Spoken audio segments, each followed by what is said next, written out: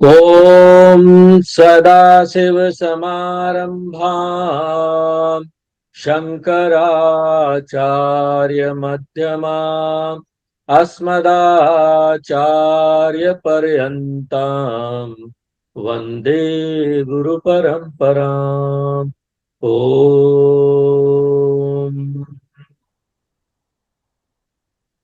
बोलो श्री नारायण हरि भगवान की जय। श्रीमद् भागवत महापुराण में इस समय हम लोग एक बहुत महत्वपूर्ण विषय का विश्लेषण कर रहे हैं और वो है वर्ण और आश्रम व्यवस्था। धर्म क्या है? सामान्य धर्म और स्वधर्म। स्वधर्म यानी विशेष धर्म।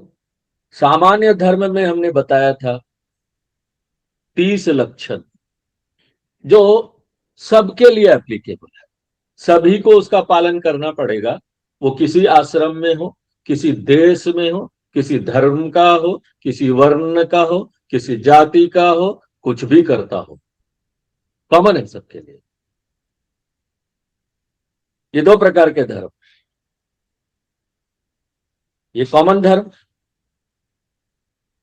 सामान्य धर्म, और एक स्वधर्म। स्वधर्म यानी विशेष धर्म। हम जिस जगह पर हैं, अगर हम ऑफिस में काम कर रहे हैं तो हमारा वहां का धर्म अलग है। वहां पर बॉस जो काम दे रहा है, सेवा दे रहा है, उस हिसाब से हमको काम करना है। ऑब्जेक्टिव जो है कंपनी का, उसके हिसाब से चलना है। और अगर हम अपना व्यापार कर रहे हैं, कस्टमर भगवान है, कस्टमर आता है, वहां पर सब अलग कर्तव्य हो जाता है, अलग अलग हो जाता है ना। मेरा तो वहां कोई बॉस नहीं। जब हम बिजनेस कर रहे हैं तो वो सबका एक कैसे होगा? तो इस प्रकार से ये जो स्वधर्म है वो विशेष धर्म है, सबका अलग अलग है। और वो हमारे शास्त्रों में कैसे विभाजन किया गया है? वर्ण और आश्रम व्यवस्था के अनुसार। और सबका उद्देश्य क्या है? ईश्वर की प्राप्ति कराना। ये सब जो सिस्टम बनाया गया है, प्रकृति से जुड़कर हम रहे। अपनी प्रकृति, इस संसार की प्रकृति को देखते हुए, उनके साथ इतना हार्मोनी में रहते हुए हमको भगवान की प्राप्ति करना है। क्यों? क्योंकि ये एक सत्य है कि सुख सिर्फ ईश्वर है, ब्रह्म है, आत्मा है। उसी को जानना, समझना, एकमात्र यही सुख का स्रोत है। सुख यहीं से प्राप्त हो सकता है, बाकी कुछ नहीं। इसलिए ये सिस्टम बनाया गया कि चलो भाई इंसान, सही तरीके से जीवन जियो। ये लो, ये वर्ण व्यवस्था है, ये आश्रम व्यवस्था है, इसको जीते हुए आगे अपने पुरुषार्थ को पूरा करो। पुरुषार्थ क्या है? धर्म, अर्थ, काम, मोक्ष। चार पुरुषार्थ। इसकी प्राप्ति कराने के लिए ये सारा सिस्टम बना है। धर्म क्या है? यानी अपनी प्रकृति में रहकर ईश्वर के साथ जीवन जीना। तो हम लोग पिछले क्लास में देख रहे थे कि वर्ण व्यवस्था में ये विभाजन किया गया। ब्राह्मण, क्षत्रिय, वैश्य, शूद्र, सबका काम अलग अलग विभाजित किया गया। देखो, हम यहां पर जो भी आज आपको बताने वाले हैं आपके एकेडमिक इंटरेस्ट के लिए। इसका पालन आज के सिस्टम में हम नहीं कर सकते, है ना। लेकिन लोगों ने भ्रांतियां फैलाई, जिसके कारण से हमको अपने ही शास्त्रों से एक प्रकार से घृणा होने लगा। हम शास्त्र पढ़ना छोड़ दिए, वेदों को पढ़ना छोड़ दिए। इसलिए सही बात जानना बहुत जरूरी है, भले एकेडमिक इंटरेस्ट के लिए, लेकिन सही बात जानना जरूरी है कि क्या सही है। ब्राह्मण बड़े उच्च हैं, उन्होंने लोगों का शोषण किया। कैसे किया? क्या काम है ब्राह्मण का? क्या काम है क्षत्रिय का? क्या बताया गया है? उद्देश्य क्या है वैश्य का, शूद्र का? स्त्रियों का क्या धर्म है? तो ये जो अध्याय है ना, 7वें स्कंद का 11वां अध्याय श्रीमद् भागवत महापुराण का, बहुत ही सुंदर और बहुत ही काम का अध्याय है। यहां पर नारद जी ने धर्मराज युधिष्ठिर को उपदेश दिया। युधिष्ठिर प्रश्न पूछते हैं, वो धर्म के बारे में जानना चाहते हैं, तो नारद जी बताते हैं। देखो, गलत धारणा समाज में क्या है, ब्राह्मण एक जाति है, बड़ा विशेष उनको महत्व दे दिया गया, विशेष अधिकार दे दिया गया, बड़ा अच्छा है ब्राह्मण, आप बड़े ऊपर पद पर बैठ गए, समाज में उच्च पद पर बैठ गए, आपको प्रणाम किया जा रहा है, हमको नहीं किया जा रहा है, बड़ा अच्छा है, ऐसे पद हमको भी दिला दो, आओ, वेलकम टू बिकम ए ब्राह्मण। क्यों? क्योंकि ये कोई विशेष अधिकार नहीं है, ये अत्यंत कठोर जीवन है, आत्म संयम वाला जीवन है, त्याग वाला जीवन है, तपस्या का जीवन है। इसलिए ऐसे व्यक्ति को शास्त्र बोलते हैं प्रणाम करो, जिसमें ये गुण है, उनको महान मानो, देवता तुल्य है ऐसे व्यक्ति। उनको देखो जीना भी कैसे पड़ता है, हर प्रकार से वो नहीं जी सकते, हर प्रकार से वो नहीं जी सकते, उनको जीवन निर्वाह का ये साधन कुछ एक बताया गया है कि इन इन साधनों से वो जीवन जी सकते हैं, और वो बड़े कठोर हैं। क्या बताया गया? ऋत, अमृत, मृत, प्रमृत, सत्यानृत, ऐसे वो अपना जीवन निर्वाह कर सकते। देखो क्या है ये, बाजार में पड़े हुए अन्न, खेतों में पड़े हुए अन्न को बीनना, जो छूट जाता है ना, किसान लोग छोड़ देते हैं, इसको बोलते हैं सिलोक्ष, सिलोंच, वृत्ति से जीवन निर्वाह करना, इसको बोलेंगे रित। और बिना मांगे कुछ मिल जाए, शालीन वृत्ति के द्वारा जीवन निर्वाह करना, अमृत। और कृषि आदि द्वारा वृत्ति से जीवन निर्वाह करना, ये क्या है? प्रमृत है। नित्य मांग कर लाना, मांग कर जीवन निर्वाह करना, वो मृत है। और वाणिज्य से जीवन निर्वाह करना, सत्यानृत है। और इसमें श्रवण वृत्ति नहीं होनी चाहिए, ये सब एकेडमिक इंटरेस्ट के लिए जान लीजिए। श्रवण वृत्ति, श्रवण वृत्ति क्या है कि ब्राह्मण और क्षत्रियो को नीचे वाले वर्गों की सेवा कर कर धन नहीं कमाना चाहिए, क्योंकि आप है इतने पढ़े लिखे, धर्म को महान मानते हैं। अगर आप किसी ऐसे जो बुद्धि से महान नहीं है, धन आ गया उसके पास, अब उसका चाकरी करके पैसा कमा रहे हैं, तो वो तो उल्टा सीधा काम कराएगा आपसे, आपका धर्म भ्रष्ट हो जाएगा, क्योंकि आप तो सत्य बोलेंगे, वो आपसे झूठ बुलवाएगा। दिमाग नहीं है ना, पैसा तो आ गया, बड़ी बड़ी गाड़ियों में घूम रहे, BMW वगैरह, भ्रष्टाचार करके कमा लिया। और हम है वेदों से जीने वाले, सफेद कपड़े, हमको पैसे कमी हो रही तो हमने जाकर उनके यहाँ चाकरी कर ली। ये नहीं करना, क्योंकि वो अच्छे लोग नहीं, भ्रष्टाचार से पैसा कमा के इतना जुड़ रहे हैं, और आप इतने सत्य, अहिंसा, संतोष, क्षमा, सरलता में जीवन जी रहे हैं। अगर आप उनके यहाँ काम करेंगे तो क्या होगा? ऐसे लोगों के यहाँ काम करेंगे तो आपको अपना धर्म छोड़ना पड़ता है। तो ये मना किया है, इसको बोलते हैं श्रवण वृत्ति। धर्म से नीचे वाले जो लोग हैं ना, जो उसमें जीवन नहीं जीते, उनका जीवन भोग है, पैसा आ गया, बड़ा करोड़ों रुपया, I am very lucky person, मैं सबसे सफल व्यक्ति हूं संसार का। तो इस प्रकार से ये जीवन जीना है, ये ब्राह्मण वृत्ति है, कठोर जीवन है। और इसमें से भी जो ये बताया गया है कि इन चार जो जो ये सारी चीजें बताई गई है कि ऋत, अमृत, मृत, प्रमृत और सत्यानृत, इसमें से भी जो ये ऋत है ना, वो सबसे अच्छा माना गया। जो ऐसा ब्राह्मण जो ऐसा जीवन जीता है, ऋत यानी सिलोंक्षण वृत्ति से जीवन जीता है, उसको सर्वश्रेष्ठ माना, क्योंकि ये सबसे कठिन है। ऐसा ब्राह्मण अगर ऐसा जीवन जी रहा है तो वो सबसे अच्छा ब्राह्मण। देखो, इसको समझने के लिए क्या है, किसान अपने खेत की फसल काट कर ले जाता है, तो कुछ इक्का दुक्का बालियां दाने जमीन पर गिर जाते हैं ना, उनको चुनना, ये सील है। और उंच क्या है, बाजार या मंडी जहां पर अनाज आता है, दाने गिर जाते हैं ना, उनको बीनना, ये उंच है। देखो, ऐसा जीवन सोचो कितना कठोर जीवन है। पता नहीं आज जाएंगे तो मंडी में मिलेगा कि नहीं नीचे दाना। हाँ? और ये श्रेष्ठ क्यों है? यह वृत्ति इसलिए श्रेष्ठ है कि इसमें ना संग्रह आप नहीं कर सकते, जमा करके नहीं रख सकते। इसकी पराकाष्ठा है, अपरिग्रह, जो एक बहुत बड़ा गुण बताया गया है ब्राह्मण का, है ना? यम नियम में भी बताया गया है, पतंजलि महर्षि ने बताया है, अपरिग्रह कर।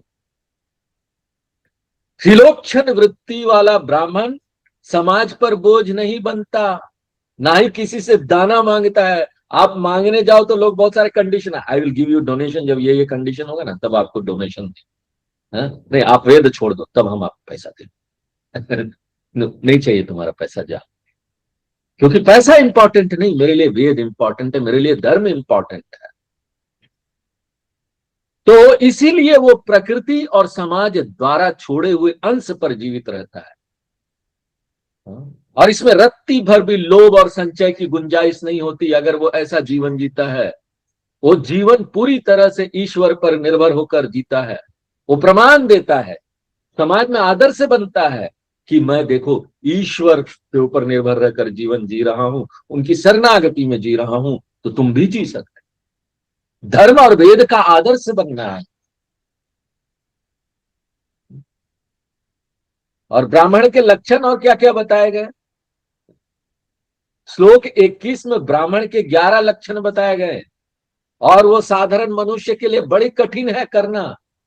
क्या है, सम और दम, मन और इंद्रियों का पूर्ण नियंत्रण, केवल शरीर नहीं विचारों से भी संयम, तप और शौच, शरीर और मन को कष्ट देकर भी धर्म मार्ग पर चलना, और अंदर और बाहर की पवित्रता बनाए रखना, संतोष, जो मिल जाए उसमें प्रसन्न रहना, अभाव में भी विचलित ना होना, क्षमा और सरलता, शत्रु को क्षमा करना, मन में कोई घृणा कपट नहीं रखना, ज्ञान और दया, केवल किताबी ज्ञान नहीं, आत्मज्ञान होना, प्राणी मात्र के लिए करुणा का भाव रखना, भगवत परायणता, जीवन का हर क्षण हर कर्म ईश्वर को समर्पित करना। इसलिए ब्राह्मण को देवतुल्य माना गया। समाज में जो ब्राह्मण को सम्मान दिया गया, उसके पद के कारण नहीं दिया गया, उसके त्याग के कारण दिया। श्लोक 20 में बोला कि सर्ववेदमय ब्राह्मण, ब्राह्मण का पहचान ही वेद से है। यानी वो वेदों को सब कुछ मानकर अपना जीवन जीता है। वो ज्ञान का साक्षात स्वरूप, रोल मॉडल बनकर पूरे समाज को दिशा देता है। और समाज को दिशा देने के लिए खुद का निष्पाप होना आवश्यक है ना। अपने आप को निष्पाप रखना पड़ेगा। किसी की चाकरी नहीं करना होगा, नहीं तो उसके अंदर हो जाएंगे ना। किसी के अंडर रहकर काम करो, असत्य बोलना पड़ेगा, सत्य बोल नहीं सकते आप। वो स्वतंत्र है, इसलिए धर्म और रक्षा की गारंटी है। कम से कम यूज करता है वो समाज से ज्यादा योगदान देता है। ब्राह्मण का कर्तव्य क्या है, अध्यापन, पढ़ाओ, यज्ञ कराओ, वेदों को पढ़ाओ, ये धर्म की बातें बताओ लोगों को, और बदले में जो मिल जाए ना थोड़ा बहुत, उसी से अपना काम चलाओ, उसी पर अधिकार है बस। और ऐसा व्यक्ति सोचो, समाज को सब कुछ दे रहा है, बदले में समाज से कुछ नहीं ले रहा है, तो स्वाभाविक रूप से वो भगवान का रूप होता है, देवता तुल्य है। आज के युग की दृष्टि में देखे तो ये जीवन ना लगभग असंभव प्रतीत होता है। पहले असंभव नहीं था, लोग जीते थे, आज असंभव लगता है। क्यों? क्योंकि ये पूरी दुनिया मटेरियल दुनिया हो गई है, लोग पैसे के पीछे भागते हैं। कौन सफल है कौन असफल है पैसे से देखा जाता है। किसके पास ज्यादा पैसा है वो सफल है, जो गरीब है वो असफल है। जबकि यहां ब्राह्मण क्या है, कोई आर्थिक सुरक्षा ही नहीं। मृत और प्रमृत, कल की भोजन की कोई निश्चितता नहीं होती, कल भोजन आएगा कि नहीं आएगा। हर समय सत्य और सुचिता में जीवन जीना होता है। एक भी गलत कर्म या लोभ उसको ब्राह्मणत्व से गिरा देता है। ब्राह्मण के लिए शास्त्रों में कठोर दंड दिया बताया गया है। शास्त्रों के अनुसार अगर कोई सामान्य व्यक्ति गलती करे तो उसको उतना दोष नहीं लगता, लेकिन अगर एक ब्राह्मण गलती करता है, क्योंकि वो जानते हुए गलती करता है, उसको धर्म पता है। हाँ? एक जज अगर गलती करे, पुलिस वाला गलती करे, चोरी करे, तो उसको तो और ज्यादा दंड मिलना चाहिए ना। तो उसका प्रायश्चित और दंड शास्त्रों में बहुत कठोर बताया गया। क्यों? वो समाज का आदर्श है। बहुत नुकसान होगा ब्राह्मण गलत काम करता है तो। वो समाज का आदर्श है, इसलिए उसको आदर्श बनकर जीना है। इसलिए नारद जी के अनुसार ब्रह्म का जो ज्ञान है, ब्रह्मा जी के अनुसार ब्राह्मण होना कोई सत्ता का भोग नहीं है कि हम सत्ता के मद में चूर, हम ब्राह्मण हम भोग कर रहे हैं, बल्कि सत्य का वहन कर। सिलोंछन वृत्ति अपनाने वाला ब्राह्मण संसार का सबसे स्वतंत्र, सबसे पवित्र व्यक्ति होता है, क्योंकि उसे किसी का भय नहीं होता और किसी से कुछ पाने की इच्छा नहीं होती। धर्म की स्थापना करो, उसका उद्देश्य है। स्वेच्छा से गरीबी छीनो। इसलिए ब्राह्मण शब्द में ना गरीब ब्राह्मण बहुत प्रसिद्ध है। गरीब ब्राह्मण जुड़ जाता है ना। धन से गरीब किंतु गुणों से महान, उसके लिए वेद ज्ञान से महान कुछ नहीं। ऐसा जो व्यक्ति समाज में जी। ये तो हो गया ब्राह्मण का जीवन शैली कितना कठोर है। और थोड़ा सा कम कठोर क्षत्रिय का जीवन शैली है। हाँ? वो सेकंड लेवल पर आ जाता है। नारद जी के अनुसार क्षत्रिय का जीवन केवल युद्ध तक सीमित नहीं है कि यो युद्ध लड़े। उसके अंदर शौर्य होना चाहिए, संयम होना चाहिए। शौर्य, संयम और सेवा का संतुलन है, वो संतुलित मिश्रण है। सच्चे क्षत्रिय की पहचान उसके गुणों से होती है। विपत्ति में वो घबराता नहीं। धर्म की रक्षा के लिए बने हैं क्षत्रिय। यहां पर राक्षस लोग भी है जो धर्म की हानि कर रहे हैं, उनकी रक्षा के लिए क्षत्रिय है। उनका उद्देश्य है धर्म की रक्षा करो, सदैव आगे रहो। तेजस्विता और धीरता होना चाहिए, उनका व्यक्तित्व प्रभावशाली होना चाहिए। कठिन परिस्थितियों में भी धैर्य खोना नहीं चाहिए। मनोजय, सेल्फ कंट्रोल होना चाहिए। उनके पास शक्ति है, अगर शक्ति के साथ सेल्फ कंट्रोल नहीं होगा तो सोचो क्या होगा। मन पर कंट्रोल नहीं है, इंद्रियों पर कंट्रोल नहीं है, शक्ति का गलत इस्तेमाल इसलिए होता है। हम ऐसे लोगों को शक्ति दे देते हैं जिनका अपने ऊपर ही कंट्रोल नहीं है, वो शक्तियों का गलत उपयोग करेगा। इसलिए जरूरी है कि तपस्या का जीवन जिए, इंद्रियों पर कंट्रोल रखे ताकि शक्ति का दुरुपयोग न हो। क्षमा, अपराधी को क्षमा करने का सामर्थ्य रखना क्षत्रिय गुण है। और उसको कैसे जीना है, कमाना कहां से है, पैसे कहां से आएंगे, उसके लिए भी स्पष्ट मर्यादाएं तय की गई है। कैसे जीना है क्षत्रिय को पता है? प्रजा की रक्षा। क्षत्रिय का मुख्य कार्य समाज की सुरक्षा करना है। उसके बदले में वो समाज से टैक्स ले सकता है। राजा लोगों ने टैक्स लेते हैं, न्याय करने के लिए दंड से, फाइन वगैरह होता है उससे आता है। आज भी सरकार वही टैक्स लेती है, तब सरकार का काम चलता है। उसके अनुसार यहां पर उसको लेकर उसको अपना जीवन निर्वाह करना। और दान का निषेध, ब्राह्मण दान ले सकता है लेकिन क्षत्रिय को कभी भी दान नहीं लेना चाहिए। अगर क्षत्रिय दान लेगा उसका तेज नष्ट हो जाएगा। और मान लो ये सब कुछ वो नहीं कर पा रहा है, आपत्ति काल बोला गया है। आपत्ति काल यानी शासन या रक्षा संभव नहीं हो पा रहा, टैक्स नहीं मिल रहा है, लोग ऑलरेडी गरीब है, कहां टैक्स लगाया जाए, तो ऐसा जो क्षत्रिय है ना, उसको ये अलाउ किया गया है कि वो भी वेद पढ़ाए, अध्यापन, अध्ययन खुद करे, अध्यापन कराए, यज्ञ आदि कराए, लेकिन दान न ले। दान लेना वर्जित है। फीस के रूप में ले, दान ले।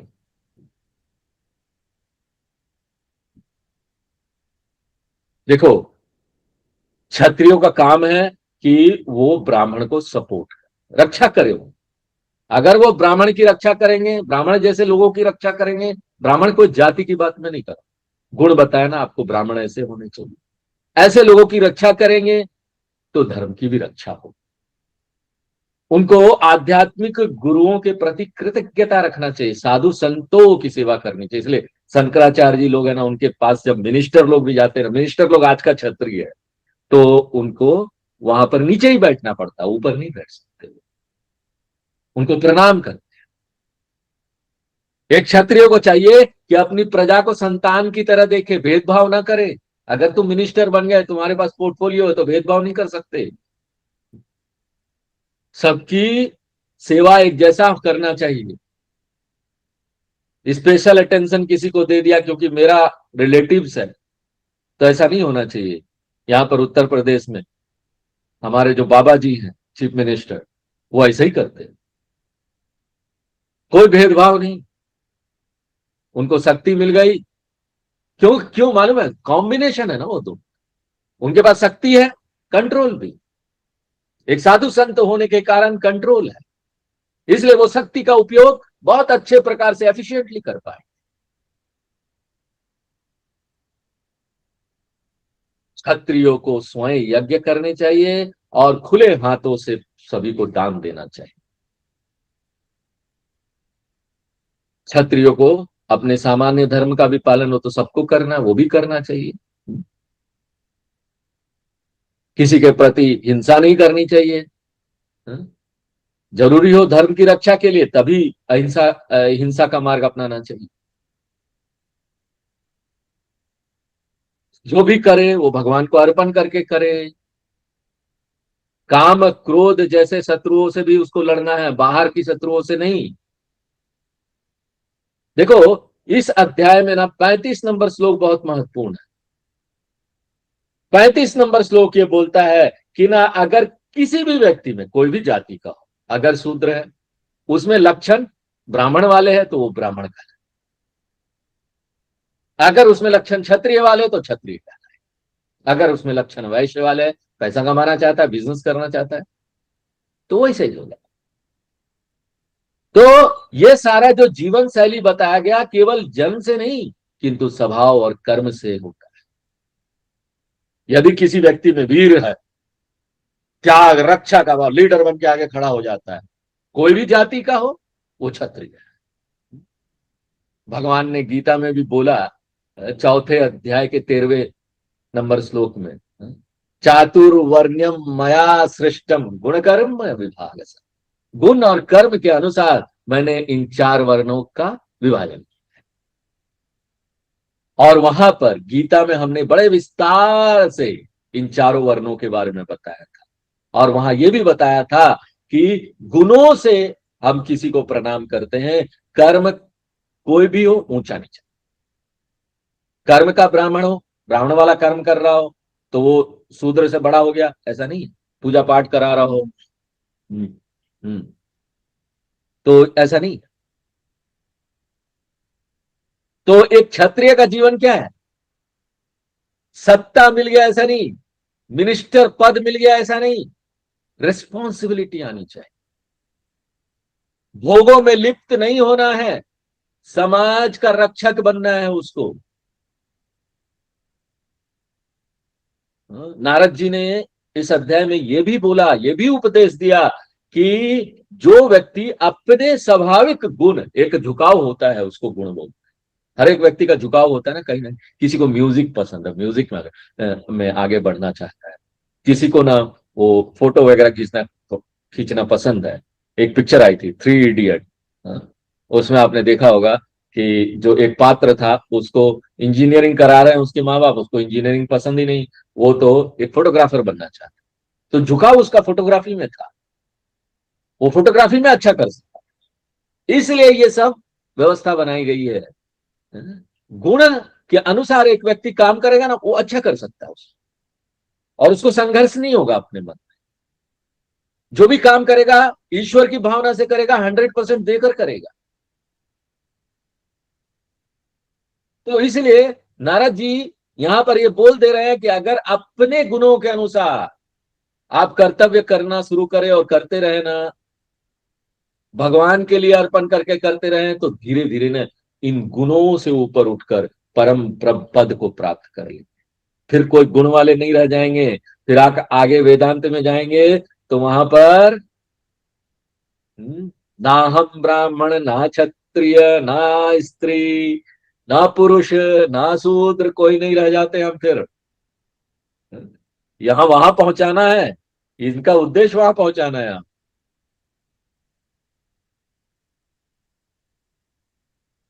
इन सबका उद्देश्य है सबको पैसे मिले, सबको रोजगार मिले, आर्थिक उन्नति हो और धार्मिक निष्ठा भी साथ में, धर्म और अर्थ साथ साथ चले, संतुलन बना रहे पूरा समाज में।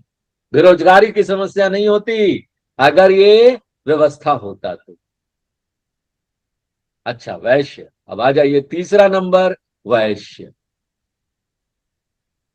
नारद जी ने जो लक्षण बताए, मुख्य रूप से 3 लक्षण बताए। भगवान आस्तिक रहना चाहिए एक वैश्य, नास्तिक नहीं रहना चाहिए, भगवान का पूजा ही नहीं करना। भगवान और वेदों के प्रति अटूट श्रद्धा रखना चाहिए। उसको अधर्म से धन नहीं कमाना चाहिए, धर्म की मर्यादा रखते हुए धन कमाओ। हार्ड वर्क करो, खूब प्रोजेक्ट लगाओ, बड़े बड़े प्रोजेक्ट। वेद प्रोजेक्ट के अगेंस्ट नहीं है, खूब विकास करो, बड़े बड़े प्रोजेक्ट लगने चाहिए। यहाँ पर टेक्नोलॉजी में हम लोगों को एडवांस होना चाहिए, आर्थिक स्थिति हमारी बहुत अच्छी होनी चाहिए, इतना अर्थ कमा। आलस्य का त्याग करना पड़ेगा ना उसके लिए, पहले हार्ड वर्क, मेहनत। तो व्यापार करो, कृषि, इसमें वैश्य, इकोनॉमिक इकोनॉमिक एडवांसमेंट जिसके हाथ में है वो लोग वैश्य। उनको भी बड़े सेल्फ कंट्रोल के साथ धर्म के अनुसार इसको करते रहना चाहिए। एक वैश्य को लेन देन व्यवहार में लाभ हानि उसमें चतुर होना चाहिए, कुशल होना चाहिए, ताकि समाज की आर्थिक व्यवस्था सुचारू रूप से चल सके। एक वैश्य अगर ब्राह्मण बन जाएगा, जिसको तिसको पैसा दे रहा है, उसका पैसा ही खत्म हो जाएगा। ब्राह्मण तो देखता है सामने वाला गरीब है, दे दो, हमको तो कुछ नहीं चाहिए। लेकिन वैश्य को ऐसे नहीं करना चाहिए, वो कर भी नहीं पाएगा, उसके गुण नहीं है, कर भी नहीं पाएगा, वहां पहुंचना ही कठिन। उसका जीवन कैसे चलता है, किस प्रकार से वैश्य का जीवन चलना चाहिए? कृषि। देखो भागवत में यहां बताया गया, गीता में हमने आपको विस्तार से बताया। गीता में फिर से आप जाकर जो हमने बताया चौथे अध्याय में बड़े विस्तार से आपको, वो जाकर, और इसमें आप एक ही बात बताई गई है, अलग तरीके से बताई गई यहाँ भागवत। नारद जी जो उपदेश देते हैं युधिष्ठिर को, उसके एक अलग तरीके से इसको प्रेजेंट किया गया, बात वही है। वो कृषि के द्वारा अपना जीवन यापन कर सकता है, गोरक्षा से। गोरक्षा यानी यहाँ पर गौ वगैरह का पालन करके उनका दूध वगैरह, वाणिज्य कर सकता है, बेचना खरीदने वाला काम कर सकता है, मैन्युफैक्चरिंग कर सकता है, ये सारी चीजें जो भी इकोनॉमिक एक्टिविटी में आ जाएगी। तो उसका आध्यात्मिक और सामाजिक कर्तव्य क्या है? वैश्य का जीवन केवल धन कमाने के लिए नहीं है, धन का सही उपयोग करना है। भागवत कराओ, बड़े बड़े भागवत कथा कराओ। कौन पैसा देता है? ये बनिया कम्युनिटी, अग्रवाल समाज और ये सारे जो इकोनॉमिक एक्टिविटी संभाले हुए हैं, वो लोग पैसा देते हैं। दो लोग धार्मिक है, बहुत अच्छे लोग हैं, पैसा तो देते हैं ना, लाखों लाखों रुपया चाहिए होता है एक भागवत कथा कराने के लिए। उनको प्रणाम करना चाहिए ऐसे लोगों को हम लोग। देखो ये अनिल अंबानी, मुकेश अंबानी, अंबानी फैमिली है, टाटा वाले हैं, उसके बाद अडानी है। इनको इनकी निंदा हमको नहीं करना चाहिए। पैसा कमाना, निंदा नहीं करना चाहिए उसको। ये सब तो समाज के स्तंभ हैं। ये लोग हमारे देश और हमारे धर्म का पालन भी करते हैं साथ साथ। आप मुकेश अंबानी के घर में देखेंगे, कोई प्रोग्राम होता है तो वहां शंकराचार्य आते हैं, वहां दूसरे साधु संत लोग आते हैं। वो धर्म को महान बनाकर, अडानी, उनके यहाँ शिवरात्रि का कार्यक्रम होता है, सुंदर होता है। तो हमको इनकी निंदा नहीं करनी चाहिए। ये लोग तो पैसा देते हैं इस कार्य के लिए। पैसा कहां से आएगा धार्मिक कार्यों के लिए? तो इसलिए ये लोग बहुत महत्वपूर्ण है हमारे समाज के लिए। कब? जब वो धर्म से चले, ब्राह्मण और गुरुओं के प्रति भक्ति हो, शास्त्रों के प्रति भक्ति हो, धर्म के प्रति भक्ति हो, उनको निरंतर ना पूजा वगैरह करना चाहिए। देवता, गुरु, विष्णु भगवान के प्रति ही, सभी भगवान के प्रति भक्ति रहनी चाहिए। देखो, वैश्व का जीवन शैली, वैश्य लोगों का कैसा होता है? बहुत व्यवहार होता है ना, आर्थिक गतिविधियां बहुत होती है, समाज का अंग है, धन का वितरण उनको करना है चारों तरफ। देखो, नारद जी स्पष्ट करते हैं, यदि कोई वैश्य अपनी स्वाभाविक, स्वाभाविक प्राकृतिक मन से, प्राकृतिक गुण है, भीतर वासनाएं होती, गुण होती है ना, हम एक चीज को पसंद करते हैं, पसंद करता है, और उसको ऐसे ही उसको काम मिला हुआ है, उसका पालन करते हुए अगर भगवान का स्मरण हम करेंगे ना, तो अंततो गत्वा गुणातीत होकर मोक्ष को प्राप्त कर लेंगे। हा?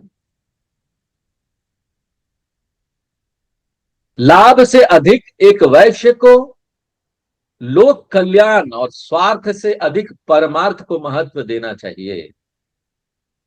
हम अडानी हैं, अंबानी हैं, बड़े बड़े उद्योग घराने हैं यहां पर। ये तो एक दो लोग हैं, बाकी बहुत है उद्योग घराने। हैं? वो सारे लोगों का काम है धर्म को आगे बढ़ाए। मंदिर बनाने के लिए चंदा कहां से आता है? इतने बड़े बड़े मंदिर बन रहे हैं। हैं? हमको उनको हे नीची दृष्टि से नहीं देखना चाहिए, वो तो महान है। धर्म के लिए पैसा कहां से आए? तो इस प्रकार से उनको खूब कमाना चाहिए और साथ साथ खूब दान देना चाहिए धर्म के लिए, धर्म को आगे बढ़ाने के लिए। शूद्र का जीवन शैली क्या है? नारद जी ने शूद्र का जीवन शैली भी यहां बताया। विनम्रता, बड़े विनम्र होने चाहिए। उनको अपने स्वामी के प्रति, जहां भी वो काम कर रहे हो, सेवक होते हैं, जो ज्यादा दिमाग नहीं चलाता। हाँ, अनस्किल्ड लेबर शूद्र हैं, उनका ऐसा मन ही नहीं है, वो दिमाग ज्यादा नहीं चलाना चाहते हैं। अरे काम करो, दिन का पैसा मिल जा रहा है इतना, और फिर मस्ती करो, वो शाम को भोग कर लो। हाँ? हाँ? तो उनको भी बड़े विनम्रता के साथ जीवन जीना चाहिए। अगर 8 घंटा का लेबर का काम हमको मिला है, 8 घंटे के उस काम में हमको पूरा ईमानदारी से वो काम करना चाहिए। अहंकार का त्याग कर जो हमारे स्वामी हमको बोल रहे वो करना चाहिए, और उसको भी साफ सफाई रखना है, शरीर मन सब शुद्ध रखना है, चोरी नहीं करना, ईमानदारी से अपनी जीविका चलाना है, सरल रहना है। सरल सबको रहने के लिए बोला गया, निष्कपट सत्य बोलना है। सरलता बड़ा कठिन गुण है, सब लोग नहीं है, कर सकते। थोड़ा नुकसान हो जाए ना, फिर भी सरल रहना ही अच्छा है। कई लोग फायदा उठा लेते हैं सरल का, कोई बात नहीं, फायदा उठा लो। लेकिन हमको तो फायदा होगा, क्यों? हम भगवान के, तुम तो भगवान से दूर जा रहे हो, मैं भगवान के नजदीक जा रहा हूं, तुम मेरा फायदा उठा रहे हो ना, उठा लो। तुम जितना फायदा उठा रहे हो भगवान मैं भगवान के नजदीक हो जा रहा हूँ। तो उनको अपना जीवन सेवा करके चलाना है। बाकी लोगों की जो इस समाज में बाकी और लोग हैं, दूसरे दूसरे काम कर रहे हैं, ब्राह्मण है, क्षत्रिय, वैश्य का काम कर रहे हैं, उनकी सेवा करो निष्कपट भाव से। पूरे प्रश्न के साथ कोई भी काम करना चाहिए ना, समर्पण के साथ कोई भी काम करना चाहिए।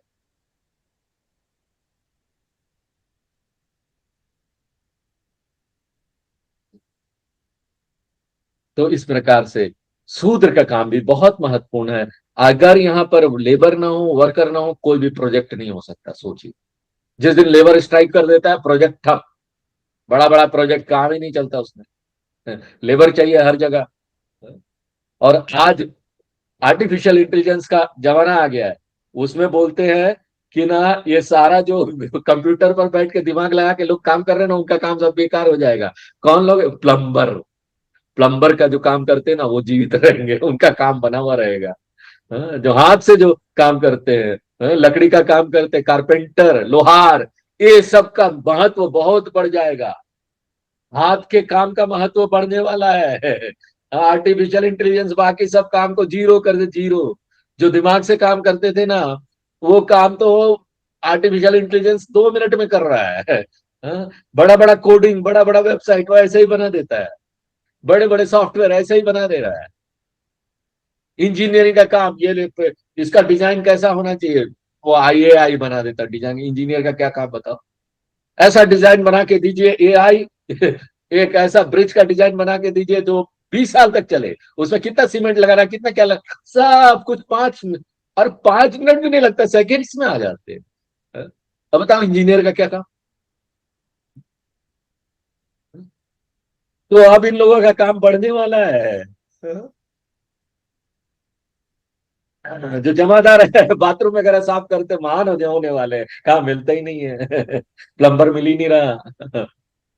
तो इस प्रकार से, और इन सब लोगों को भी बड़ी सरलता और सत्यता के साथ जीवन जीना चाहिए, भगवान की शरणागति कर। धर्म मुख्य है सब, भगवान और धर्म। और यहां पर देखो फ्लेक्सिबिलिटी है, कोई भी कोई वर्ण में जा सकता है। यदि किसी व्यक्ति में शूद्र, ये हम नहीं बोल रहे हैं, शास्त्र बोल रहे हैं। नारद जी बोल रहे हैं युधिष्ठिर को, और ये नारद जी को ज्ञान भगवान ब्रह्मा जी ने दिया जिसने सृष्टि बनाई। अगर किसी शूद्र में ब्राह्मण के लक्षण है तो वो ब्राह्मण है, क्षत्रिय के लक्षण है तो क्षत्रिय है। शूद्र वर्ण में मान लो कोई व्यक्ति जाति में जन्म लेता है, लेकिन ब्राह्मण का तरह रहता है, ज्ञान, संयम, तप। शूद्र जाति के कई लोग, वाल्मीकि रामायण लिख दिए, सोचो।